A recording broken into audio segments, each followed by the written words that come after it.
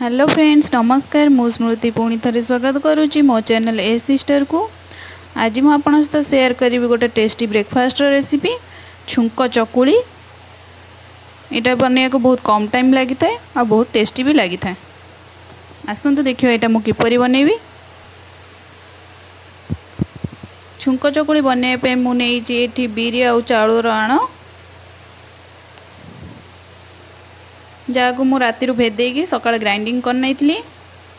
Half चम्मच mustard, करी lives किछि, अल्प गाजर को एमती कोरी नहीं, कैप्सिकम, पियाज जहाँ छोट छोट कर दुईटी काटी नहीं, आ किछि ऑयल। प्रथमे गैस रे पैन बसैकी तेल गरम कर नियंतु। तापर से पकातु सोरिष, तापर से पकातु करी लिव्स,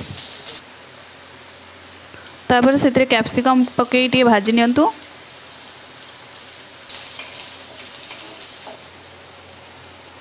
कैप्सिकम टिके सीझी गले से पकईदेवे पियाज,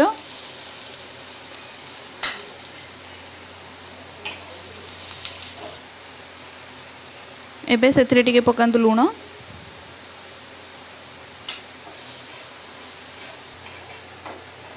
एबे से पकई दिंतु गाजरटा। Base time भाजबेनी।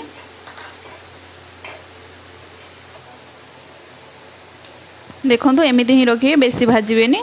तापर से रखिदे आण को ढाली देवी।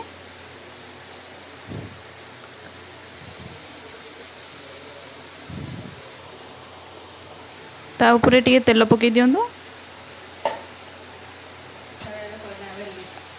मीडियम फ्लेम रे ही करिवे।